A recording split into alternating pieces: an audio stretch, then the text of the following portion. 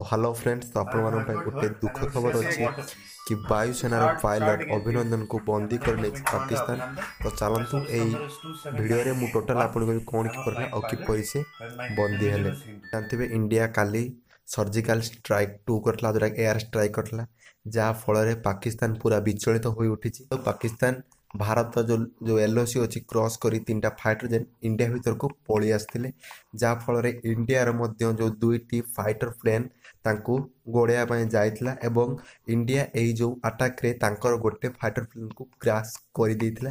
तो चलतु आम टोटाल पढ़ी नेबा को विमान कौन। भारत और वायुसेना MiG-21 विमान क्रैश हो जाइए जोटा सकाल आपन ए खबर मिल जापर से पायलटटी निखोज हो जाइए बोली भारतीय वैदेशिक मंत्रालय सांबादिक सम्मेलन में सूचना दे देइछि।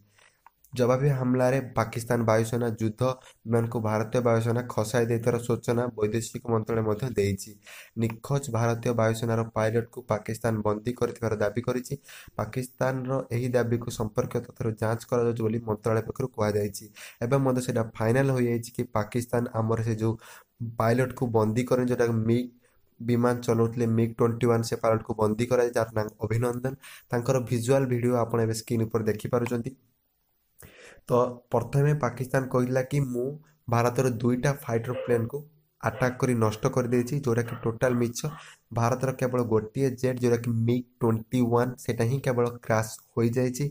तो सेति सेना एबे पूरा सजग हो जाइए। पंजाब पठानकोट जातीय राजपथ पुलिस बंद कर दे पाखापाखि जी एयरपोर्ट रे जो पब्लिक मान एयरपोर्ट बंद कर दे मतलब फ्लाइट गुलो सब कैंसल कर दिया जाइए। तो आम आपण मान खाली एति कहबू आपण माने भगवान पर प्रार्थना करंतु कि आमर जो पायलट अभिनंदन किपरि इंडिया को फेरी आसबे तांको ऊपर एपरी अत्याचार करा वीडियो को आपको स्क्रीन देखी पारनी कारण यूट्यूब स्ट्राइक आसो। तो आप वीडियो देखिए एपरी अत्याचार करुचे पाकिस्तान।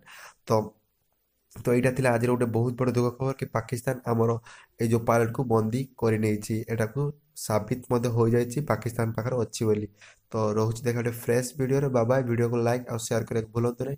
अभिनंदन गोटे लाइक निश्चित करूँ।